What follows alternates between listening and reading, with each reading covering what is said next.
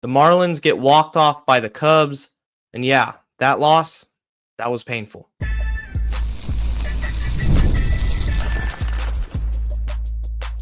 You are Locked On Marlins, your daily podcast on the Miami Marlins. Part of the Locked On Podcast Network, your team every day. Welcome to Locked On Marlins. I'm your host, Jeremiah Geiger. I've been podcasting about the Marlins for 3 seasons now. Go hit me up on X at Jeremiah Geiger 2. And thank you for making Locked On Marlins your first listen of the day. It's part of the Locked On Podcast Network, which is your team every day. Don't forget to leave a like and hit subscribe on that YouTube channel. Let me know your thoughts also in the comments section. Let me know your thoughts on this game that I'm going to talk about. A painful one. Marlins get walked off by the Cubs. They were up 4-2 heading into the bottom of the ninth. Jesus Tinoco takes the mound to try to close it out and blows it. Simple as that. Just blows the game. Justin Turner walks it off, hits a screaming line drive down the left field line. 2-run score. Cubs win 5-4. Inning started off poorly as well. Ground ball by Carson Kelly to shortstop. It's a routine play. A major league shortstop should make this play. Xavier Edwards bobbles it, and Carson Kelly reaches. That's what kicked things off for the Cubs. Felt like the Marlins were going to win this one. They were up 4-2. Valente Bayozo got the start. He pitched 4 innings. Didn't record an out in the 5th, but he did his job. He did just enough. I'm not going to criticize Bayozo. Kyle Stowers hit a home run. Connor Norby hit a home run. I talk about the power. Talked about who's going to step up, who's going to bring the juice to this lineup. Kyle Stowers came through. Connor Norby came through. He's heating up. On the flip side of things, apart from Xavier Edwards' defensive miscue there in the 9th inning, he did get 2 hits. He got a multi-hit game. Jesus Sanchez had a multi-hit game. And I want to talk about the bullpen, who came in relief for Valente Bayozo, who didn't get through 5 innings. He was still effective, just didn't pitch as deep into games or as deep into this one as I would have liked to see. But the bullpen took over, and it was great up until that 9th inning. You had Fauché, you had Ronnie Enriquez, who's been really good this season. Enriquez pitched 2 innings, so gave the Marlins some length out of that pen. You had Anthony Bender, and it just felt like the Fish were going to hand the ball to Tinoco with a 2-run cushion and walk out of here with a victory and hopefully win the series tomorrow. With Ryan Weathers' debut coming up, more on him later. And it just didn't happen. The Fish gave this one away. And I was watching it, and it just, as soon as there was runners on first and second, I knew with nobody out, I just didn't have a good feeling about it. I've seen this story too many times before when it comes to the Marlins in late inning collapses. And that's exactly what this was. You don't have a reliable closer. You don't have that one person that you turn to in the late innings when you're trying to close a game. You don't have Tanner Scott. You don't have AJ Ramos. That's a throwback right there. But, oh man, just brutal way to lose it. I don't really know what positives to take away from this one other than, Kyle Stowers continues to look good at the plate. He continues his breakout season.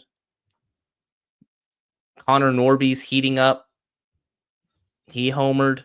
If you look at those 2 players in general, that's the biggest win of Peter Bendix's career to date, has been Kyle Stowers and Connor Norby for Trevor Rogers. Talk about trade rumors, and Sandy Alcantara, and all the potential sellers and buyers at the deadline. Who would have thought that the biggest trade for this organization over the last year would have been trading Trevor Rogers. I certainly wouldn't have, but that's what it's looking like. That game kind of left me speechless for a little bit. It made me very frustrated because everything apart from that last inning, they played really good baseball. I wanted to see more power. They hit 2 homers, Stowers and Norby. I wanted to see good pitching. The bullpen looked really good. But more on this later. When you don't have a reliable closer, games like this are bound to happen. Over 162 game stretch. It's a lot of games. There's going to be instances like tonight in which your quote unquote closer doesn't get it done. I'm not going to blame McCullough for putting Jesus Tinoco in the ball game and relying upon him or not taking him out when there were runners on the corners. No, that's Tinoco's mess. He's got to get out of it. I think Tinoco was the best option they had, or one of the best options. If it were me, it's between Calvin Fauché and Jesus Tinoco being the closer for this team. But it's a lot of analytics. It's a lot of matchups. They're going to play the matchups, play what area of the lineup they're in, and that bases their decision on who comes into the game out of the bullpen. But just a gut punch. Because watching that entire game, I felt like the Marlins were in control. I didn't really feel threatened by the Cubs. I know that sounds like the Marlins are a super team and they were just rolling and it wasn't a 4-2 game. I get it was close. But they played some sound baseball. They played some really good baseball tonight. And when that happens, you want to see your team walk out with a win. And now the Marlins are in danger of getting swept. Just a painful loss. Something they got to sleep tonight. Forget about it in the morning. You'll think about it tonight. But tomorrow's a new day. You have the debut of Ryan Weathers. That's going to be, that's a big thing. That's a big deal for the Marlins. And you got to avoid getting swept. Getting swept is demoralizing. It takes the wind completely out of your sails as a clubhouse, as a team, as a fan base. So move forward. Try to put this one behind you. These games happen, but that one hurt. Kyle Stowers, who homered in the game tonight, he's on his way to a potential all-star campaign and getting selected to his first ever all-star game. I'm going to talk to you more about him right after this. Get the supplies you need from the site made for the skilled trades, Supply House. Whether you're in plumbing, HVAC, or electrical work, Supply House is the reliable way to order products online. Their easy-to-use website is packed with helpful resources and the latest product info to help you get the job done right.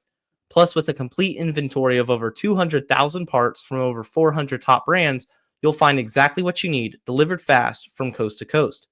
If you need help with an order, Supply House offers expert support and industry-leading service, so you'll always talk to a real person. And for trade professionals looking for that extra edge, their free Trademaster program offers exclusive perks like a dedicated phone line, free shipping, and discounts on every order. Thousands of skilled professionals are already taking advantage. Now it's your turn. Join the Trademaster program today at supplyhouse.com/TM and start ordering plumbing, HVAC, and electrical supplies with just a few clicks. Plus, use promo code SH5 for 5% off your first order. That's supplyhouse.com. If you're an everyday listener, I appreciate you tuning in, being a part of the Locked On Marlins crew. And if this is your first time watching or listening to Locked On Marlins, I encourage you hit that subscribe button, leave a like, leave a comment, and be sure to join us every Monday through Friday talking Marlins baseball. Talking about Kyle Stowers and the start that he's off to in 2025 has been nothing short of spectacular, considering the position that he was in last season, in which he looked completely lost at the plate, did not look like a major league hitter, and certainly did not look like somebody that I would be talking about for a potential all-star game selection. And yes, I'm going to go as far as to say that Kyle Stowers is on his way to being the Marlins all-star game representative here in 2025. The numbers back it up. The play backs it up. The eye test. Everything about Stowers. He's a completely different player than he was a season ago. Let's just establish that right off the bat here. Stowers last season looked completely lost. Did not look like he was a major league hitter, much less a cornerstone of this team. And now I think he's both. I think he is a legit building block that the Marlins have, and he's going to be playing every day for the next few years in a Marlins uniform. Stowers' big problem last year was his inability to hit the fastball. And that's a huge issue in professional baseball and Major League Baseball in particular. Even if you make your way up to the majors, you work through single A, double A, triple A, but you get to the majors and you can't handle velocity. Well, the secondary pitches at that level are so elite. They're so much better than what you've been seeing that you just have no chance at all. You have to be able at least to hit velocity to give yourself a chance of success at the plate. And Stowers has completely turned that around. He's also mashing left-handers. Beginning of the season, it felt like Stowers, when he made the opening day roster, was most likely going to be platooned in some shape or fashion, being a left-handed hitter, the struggles against left-handed pitching, that's typical of a player of his profile. But coming into the game today, he was hitting just about 400 off of left-handers. So the splits, he has reverse splits. Against righties, he's hitting for a significantly less average. Although he has more power against righties, he's making good contact against lefties. And it's not a super small sample size either. He plays good defense, can play either corner. I believe you can play him in center field, and he would survive out there, and he'd be just fine. He has more than enough range. He has a good arm. I love what I'm seeing from Kyle Stowers as a baseball player. He's somebody who legitimately can hit 20, 25 home runs, and I wouldn't be surprised at the end of this season that he finishes somewhere in that range to go with the doubles and a solid average. Is he going to stick at 300 for the entirety of the season? I wouldn't count on it. That's asking a lot. But he's in the high 280s. If he goes down to 270 and a 272 hit or something like that, OPS above 800, I'm going to take that.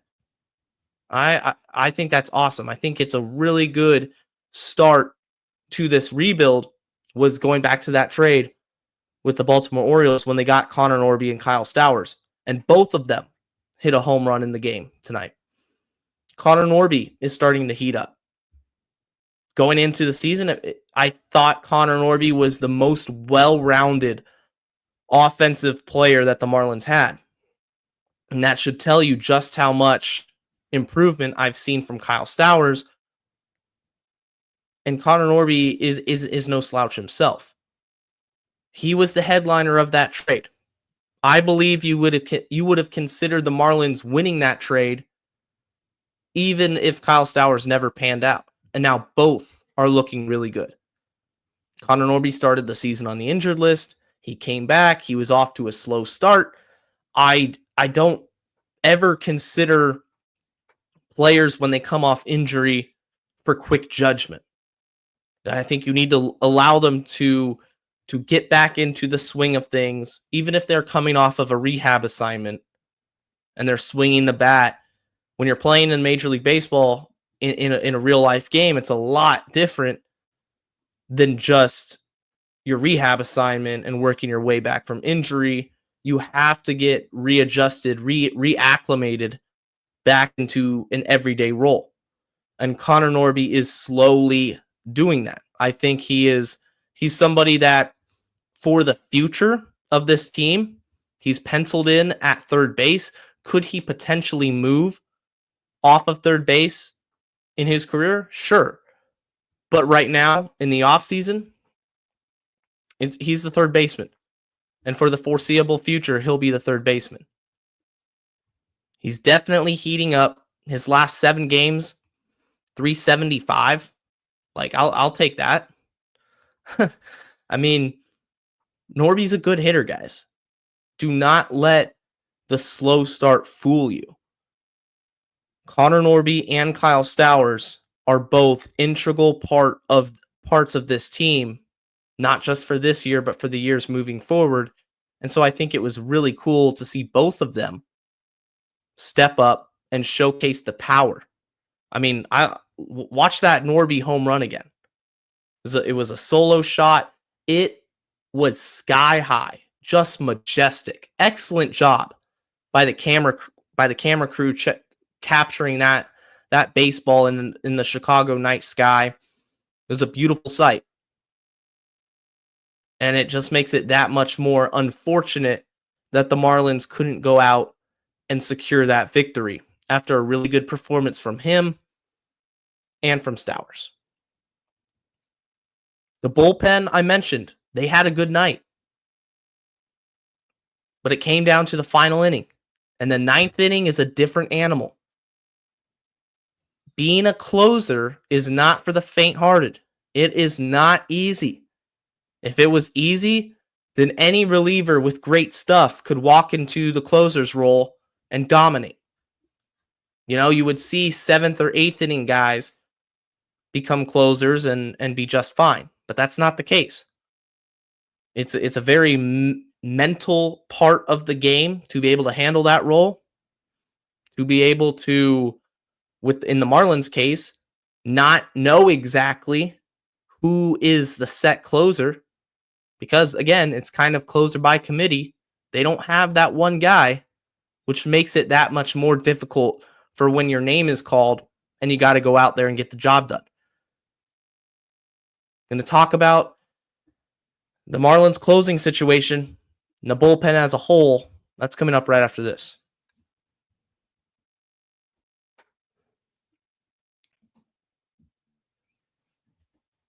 If you're watching on YouTube, make sure you hit that subscribe button, leave a comment down in the comment section. But remember, if you're on the go, Locked On Marlins is with you wherever you listen to your podcasts. So you don't have to just watch the YouTube channel. You can listen to the show as well. And the Marlins lost this game because of their closer. Jesus Tinoco blew it. There's no way to sugarcoat it. He blew this game. Now, Xavier Edwards had an opportunity to get the first out of the inning and get some momentum and some confidence in him, but he gave up the error, gave up some hard hit balls. It just wasn't a good night. This bullpen has no reliable closer. It's as simple as that. Your job as a manager is a lot easier when you have 2 guys you can pencil in for the 8th and 9th. Think about last season, or the 2023 season for the Marlins in particular. Skip Schumacher, when it came to the 8th or 9th inning, he had AJ Puck and Tanner Scott. If you go down and you lose a game with Tanner Scott as your closer, that's fine. You'll live with that. It hurts, but you can live with that. The Marlins don't have a Tanner Scott. Tanner Scott earned himself a $70+ million contract with the Dodgers. The situation for the Marlins requires matchups and analytics. It's a whole different ball game than just having that one guy. Does this change anything moving forward? Does Tinoco get yanked from the closer's role, quote unquote, and move down to the 7th or 8th? I think you'll still see him eventually. I think you're going to see Fauché get another crack at it. I think you see Bender as well. Those 3 guys are probably going to take the bulk of the Marlins save opportunities. But I would like to point out that this bullpen would be aided. It would boost this bullpen. If you look at some of the guys in AAA right now in the minors, especially when it comes to lefties, Anthony Veneziano was the only lefty that the Marlins had in the bullpen for the first part of the season, for the first month or so. And then Cade Gibson got called up. It was a much needed addition to bring another left-hander in there. I like Josh Simpson. Really quickly, let me talk to you about Josh Simpson. He looked great in spring training, first off. I thought he had a real chance to make the major league roster out of camp.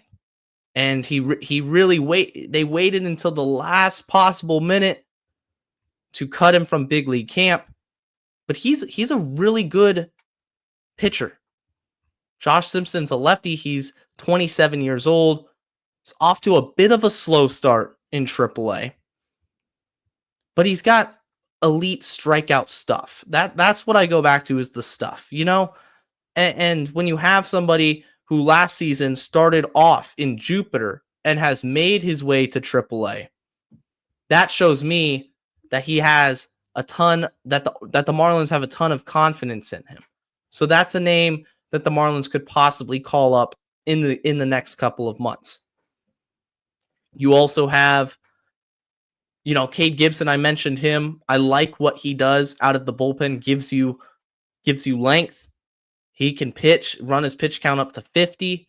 I've seen McCullough do that. He'll take these relievers and he will extend them. And he'll run their pitch count up really high for a reliever. I'm not used to seeing a relief pitcher go out and throw 45, 46 pitches, but McCullough will do that. He's done that with Lake Bacher. He's done that with Cade Gibson. Cade Gibson can be a valuable asset to this team. Rodney Enriquez, he's a righty. He's been very solid. It's a good addition.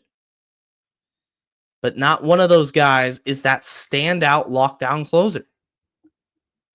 And it comes back to bite the Marlins. It will, and it has, because it did tonight. Ryan Weathers will be making his debut on Wednesday. Weathers, who was on his way to an all-star campaign last season before he got hurt. I really think there was an argument for him to be an all-star at the rate he was going and the way he was pitching. But he unfortunately got hurt, missed a lot of time, came back later in the season, and then in spring training looked great. The velocity was off the charts. He was hitting 99 on the gun. Arm looked fresh. Arm looked good. And unfortunately, he goes down with an injury. He's been on the injured list since opening day, out of the rotation. He's built his way back up. He's made a few rehab starts. And his most recent one, I believe he hit 99 miles an hour as well. So the velocity is there. There is no question at all when it comes to Ryan Weathers and the arm talent. I think the two main things with Ryan Weathers and what to watch for in Wednesday's game is, number one, his pitch count.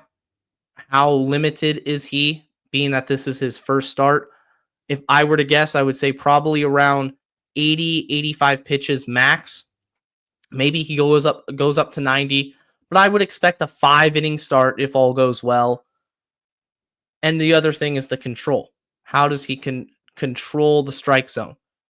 Because the one thing about Weathers is sometimes when he gets into trouble, it will be because he gets erratic and he can't find the zone. He wastes too many pitches and throws too many non-competitive pitches, and the walks start to add up, and suddenly that pitch count runs a little high.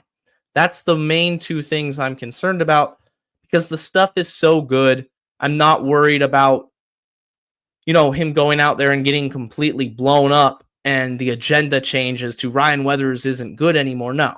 Now, Weathers has too much good stuff in his arsenal to be a bad pitcher. It just comes down to the little things. It comes down to health, comes down to execution. But I'm really excited for his start. It's a much needed boost to this rotation that when he slides in, they're going to have to make a move and a decision who goes down. The semi-obvious answer to that would be Valente Beozo, who just pitched today.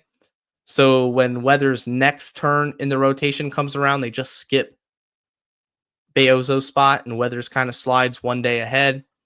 I'll have to look at the schedule to see exactly where the calendar matches up with that. But, Ryan Weathers coming back, that's huge because the next pitcher that will be coming back, he's already making rehab starts down in Jupiter, is Yuri Perez. Yuri Perez probably has the most talent out of any of the current Marlins pitchers. So Weathers comes back, that's great. Next up, Yuri Perez. Those two potentially complete this rotation in June. You could have a rotation with Max Meyer, Sandy Alcantara, Yuri Perez, Ryan Weathers. On paper, that looks pretty good.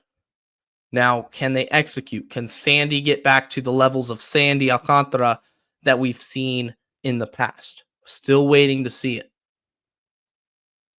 What do the Marlins have to do to avoid getting swept by the Cubs tomorrow? Good start from Ryan Weathers. Don't get blown up. And then, much like tonight, when it comes to the offense, show some power. Show some juice. Hit the ball over the fence. I'd like to see another multi-home run game. Maybe it's Agustin Ramirez's turn, and he gets things going and goes dead center over the ivy. That would be great to see.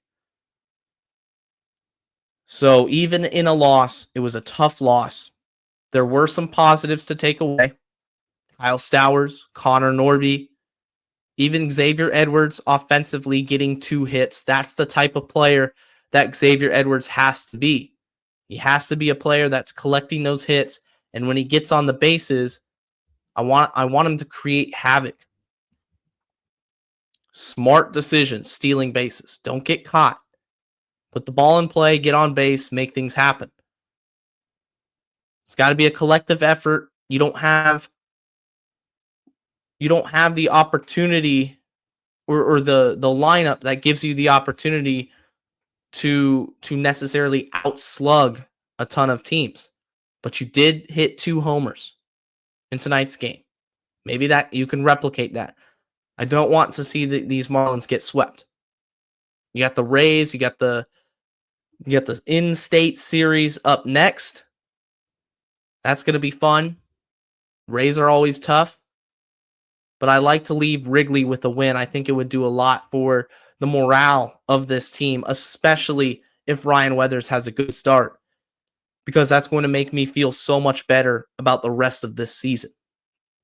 Last thing I'll say before I end the pod today is it goes back to development. Development of your young core. Ryan Weathers is a part of that young core. He's going to be a part of the Marlins' future. It's his first start back. It's his first start of the season. I want to watch his stuff. I want to see how it looks. Again, see that command, but realize this is just one step in the grand scheme of things. It's not going to be the end of the world if he shows a little bit of rust. Again, he's coming back off of injury. Collective effort offensively. People continue to chip in. I want Connor Norby to stay hot. I still think he's a really good ball player, even with the slow start. And then if this game does come down to the later innings and the Marlins have a lead, I'm interested into seeing what Clayton McCullough does in the 8th or the 9th. If it's a similar situation like tonight's game and the Marlins have a small lead, does he go back to Tinoco? Does he go to Fauché? Does he go to Bender? How does he handle the late inning situations? I appreciate you guys all for listening. Check out the new Locked On MLB Game Night for your second listen of the day.